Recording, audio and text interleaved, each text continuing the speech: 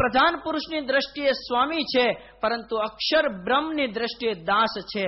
અને અક્ષર બ્રહ્મ એ મહાપુરુષની દ્રષ્ટિએ સ્વામી છે, પરંતુ પરબ્રહ્મ પૂર્ણ પુરુષોત્તમ ભગવાન સ્વામિનારાયણની દ્રષ્ટિએ અક્ષર પણ સ્વયં દાસ છે. તો સ્વામી એક પરમાત્મા. અને આ વાતને સ્વયં અદ્ભુતાનંદ સ્વામીના શિષ્ય ઘનશ્યામ ચરણદાસ સ્વામી લખે કે સ્વામિત્વમ અસ્ય નોપાદે કાદાચિતકમ મતમ વિભોઃ કિંતુ સ્વતઃ સાર્વત્રિકમ હરેઃ સર્વંતરાત્માનઃ. એક પરમાત્મા એવા છે કે એને કોઈ ઉપાધિ વગરનું માને, કોઈની દ્રષ્ટિએ દાસ નથી. બધાની દ્રષ્ટિએ જે હંમેશાને માટે બધા જ કાળમાં સાર્વત્રિક જગ્યાએ સ્વામી હોય તો એક પરમાત્મા છે. અને એ સ્વામી શબ્દ નારાયણની આગળ મૂકવામાં આવે છે. માટે કોઈ સ્વામી શબ્દથી ક્યારેય કોઈ સંતને ન લઈ શકાય, કારણ કે સંત ભગવાનની દ્રષ્ટિએ દાસ છે. આ સ્વામી શબ્દનો અર્થ થયો. તો હવે નારાયણ શબ્દ જોઈએ. તો નારાયણ શબ્દમાં બે શબ્દ છે, નાર અને અયન. નાર અને અયન. અને નારાયણ શબ્દની વ્યુત્પત્તિ વિષ્ણુ પુરાણ અને મનુસ્મૃતિમાં કહ્યું છે, આપો નારા ઇતિ પ્રોક્તા આપો વૈ નર સુનવઃ અયનમ તસ્ય તાહા પૂર્વમ તેન નારાયણ સ્મૃતઃ. માને નાર માને નરાજ જાતમ ઇતિ નારમ. નરથી ઉત્પન્ન થયેલું હોય એને નાર કહેવાય. નાર માને જળ. કારણ કે વિરાટ નારાયણે જ્યારે માયાની સાથે રમણ કર્યું ત્યારે એના શરીરમાંથી પરસેવાનું બુંદ નીકળ્યું, એટલે એને નરાજ જાતમ માને નારમ. તો એ જે પાણી છે, પાણીમાં જે શયન કરે માને તે પૂર્વમ તેના નારાયણ સ્મૃત. જે પાણીમાં જેને શયન કરેલું છે એને કહેવાય નારાયણ. પાણીમાં જે શયન કરે એને કહેવાય નારાયણ. માને ક્ષીર સાગર ઉપર જે મહાવિષ્ણુ જે વિરાટ નારાયણ એને નારાયણ કહેવાય. પરંતુ સ્વામિનારાયણ શબ્દમાં જે નારાયણ શબ્દ પાછળ આવેલો છે, આ વિરાટ નારાયણને ન લઈ શકાય. કારણ કે સ્વયં ભગવાન સ્વામિનારાયણ 31મા વચનામૃતમાં કહે કે વિરાટ નારાયણને ઇન્દ્રિય દેવતા બધું જ હતું, પરંતુ જ્યાં સુધી પરબ્રહ્મ પરમાત્માએ એમાં અંતર્યામી રૂપે પ્રવેશ ન કર્યો ત્યાં સુધી વિરાટ નારાયણ પણ ઉઠવા સમર્થ ન થયા. તો આ નારાયણ શબ્દની માટે વ્યુત્પત્તિ આ રીતે કરવામાં આવે, ન રિયતે ન ક્ષીયતે ન નશ્યતિ ઇતિ નરઃ. જેનો ક્યારેય નાશ ન થાય, જેનો ક્યારેય હ્રાસ ન થાય, જેનો ક્યારેય ક્ષય ન થાય એને કહેવાય નર. અને એવા નરાણામ સમૂહ ઇતિ નારમ. એવા નરના સમૂહને નાર કહેવાય. તો સ્વામિનારાયણ સંપ્રદાયના તત્વજ્ઞાન પ્રમાણે ભગવાન સ્વામિનારાયણ કે 5 તત્વ અનાદિના છે. એક તો પરબ્રહ્મ, ઈશ્વર, અક્ષર બ્રહ્મ, ઈશ્વર, જીવ અને માયા. તો આ જે નારાયણની ઉત્પત્તિ થઈ રહી છે એમાં એ પરબ્રહ્મની ઉત્પત્તિ થઈ, એટલે એક પરબ્રહ્મને બાદ કરતા 4 તત્વ અનાદિના રહ્યા. એક અક્ષર બ્રહ્મ, ઈશ્વર, જીવ અને માયા. આ 4ને નાર કહેવાય. તો હવે બીજો શબ્દ પાછળ આવ્યો નર અને અયન. તો અયન શબ્દ ઈણગતો ધાતુ ઉપરથી બને છે. અયન શબ્દ ઈણગતો ધાતુને લ્યુટ પ્રત્યય બનાવવાથી અયન શબ્દ બને. તો લુટ પ્રત્યય જ્યારે ભાવાર્થમાં લે ત્યારે એનો ગમન અર્થ થાય. જેમ કે નારે અયનમ ગમનમ અંતર્યામી તયા સ નારાયણ. માને અક્ષર બ્રહ્મ, ઈશ્વર, જીવ અને માયા એમાં જે અંતર્યામી રૂપે રહેલા હોય તેને કહેવાય નારાયણ. તો આ એક અન્વય અર્થ થયો જે ભગવાન સ્વામિનારાયણે 7મા વચનામૃતમાં કહ્યું કે જ્યારે અક્ષર બ્રહ્મ, ઈશ્વર, જીવ અને માયા એને વિશે અંતર્યામી રૂપે ભગવાનને કહેવાય, એ ભગવાનનું અન્વય સ્વરૂપ થયું. અને આ જે 4થી પૃથક પોતાના અક્ષરધામમાં સત્તા માત્ર ભગવાનને કહેવાય એ વ્યતિરેક સ્વરૂપ થયું. તો વ્યતિરેક સ્વરૂપની વ્યુત્પત્તિ કરશું તો એનો અર્થ બીજો કરવો પડશે. જેમ કે ત્યારે નાર શબ્દનો અર્થ આપણે પહેલા ન ક્ષીયતે ન રિયતે ઇતિ નરહ કર્યો હતો. તો અહીંયા આપણે અર્થ એમ કરશું, વિષયેષુ ન રમતે ઇતિ નરહ. વિષયોમાં જે રમણ ન કરે એને નર કહેવાય. માને મુક્ત પુરુષો, અને એવા મુક્ત પુરુષોના વિશે જે અયન માને નિવાસ સ્થાન એને કહેવાય નારાયણ. તો આ નારાયણ શબ્દ સ્વામિનારાયણ શબ્દમાં જે સ્વામી પાછળ આવેલો એ આ નારાયણ છે. જે વેદ શ્રુતિમાં ઋષિ મુનિઓને એક સંકલ્પ થયો કે સમસ્ત બ્રહ્માંડોના સંચાલક કોણ છે, સમસ્ત બ્રહ્માંડોના સંચાલક કોણ છે, ત્યારે પરબ્રહ્મ પરમાત્માએ એના હૃદયમાં એક વેદની રૂચાઓ પહેરી. એકો હવે નારાયણ આસિત ન બ્રહ્મા નેશાનઃ નેમેદ્યાવા પૃથ્વી ન નક્ષત્રાણિ ન આપઃ ન અગ્નિ ન સોમો ન સૂર્યઃ. એવા કોણ છે? તો વેદની સૃચાઓ એમ બોલે કે જ્યારે સમસ્ત વિશ્વમાં કશું જ નહોતું, ન બ્રહ્મા નહોતા શંકર, આ ત્રિપુટીઓ નહોતી, નહોતા દ્યાવા પૃથ્વી માને સ્વર્ગ કે આ પૃથ્વી નહોતી, ન પાણી નહોતું, ન તો અગ્નિ હતો, ન તો સોમ માને ચંદ્ર અને સૂર્ય પણ નહોતો, ત્યારે એક એવા નારાયણ હતા. અને એ જ નારાયણ આ સ્વામિનારાયણ, જે નારાયણ શબ્દ પાછળ આવેલો છે એ નારાયણ છે.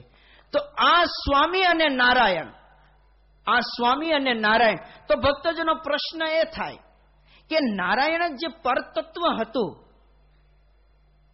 બધાથી પરતત્વ નારાયણ હતું, તો સ્વામી લગાડવાની જરૂર શું પડી? એક પ્રશ્ન થાય ને કે નારાયણથી જ જો પરબ્રહ્મનો બોધ થતો તો ભગવાન સ્વામિનારાયણે સ્વામિનારાયણ શું કામ કીધું? તો ભક્તજનો એમાં એક વિકલ્પ છે. કારણ કે નારાયણ શબ્દ પરબ્રહ્મને જ સંબોધીને હતો, પરંતુ આ વિશ્વના તમામ મનુષ્ય જાતિઓએ આ નારાયણ શબ્દને અનેક વિશેષણો લગાડી દીધા. જેમ કે સૂર્ય નારાયણ, વિરાટ નારાયણ, બદ્રી નારાયણ, લક્ષ્મી નારાયણ. તો એ જે વિશેષણ લગાડ્યા, તો એ વિશેષણથી જે નારાયણ શબ્દ હતો એક વ્યક્તિવાચક બની ગયો.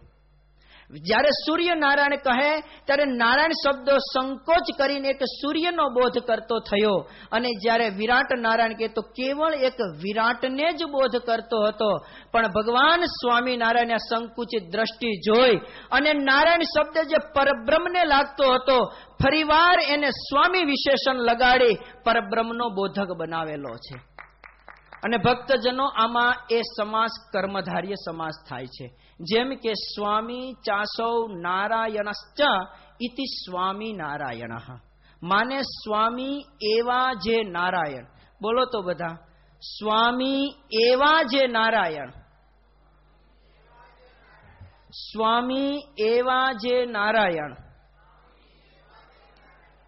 આ મૂળ સંપ્રદાયનું તત્વજ્ઞાન છે. પરંતુ આ મૂળ સંપ્રદાયથી વિખૂટા પડેલા અનેક સંસ્થાઓ આ સ્વામિનારાયણ સંપ્રદાયનું આ જે તત્વજ્ઞાન છે એના વિપરીત સમાસ કરી રહ્યા છે. આ રઘુવીરજી મહારાજ હોય, શુકાનંદ સ્વામી હેતુમાલા ટીકામાં, વિહારીલાલજી મહારાજની સત્સંગી જીવન ઉપર ટીકા છે, એમાં આ કર્મધાર્ય સમાસ સ્વીકારવામાં આવ્યો છે. પરંતુ આજે જે આ સંપ્રદાયમાંથી વિમુખ થયેલા છે, સંપ્રદાયમાંથી જે જુદા પડેલા છે, એ સમાસ કર્મધાર્ય સમાસ નથી સ્વીકારતા. એ સમાસ મધ્યપદ લોપી સમાસ સ્વીકારે છે. કઈ રીતે?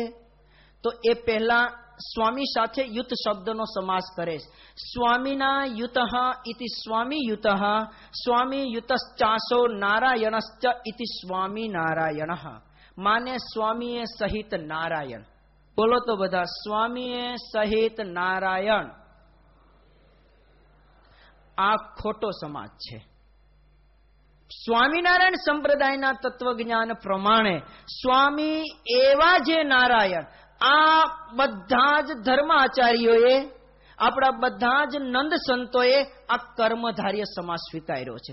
અને આજના વિમુખ થયેલા અને પોતાનો તત્વજ્ઞાન આજે સ્વામિનારાયણ સંપ્રદાયમાંથી વિપરીત તત્વજ્ઞાન સમજાવી રહ્યા છે, એનું કારણ એક છે કે એને પોતાની જે અક્ષર પુરુષોત્તમ ઉપાસના એ પ્રવર્તાવી છે. અને ખરેખર ભક્તજનો બહુ તટસ્થ ભાવે જોઈએ તો અક્ષર પુરુષોત્તમ શબ્દ એ પણ આજથી 100 વર્ષ પહેલા બહાર પડેલો છે.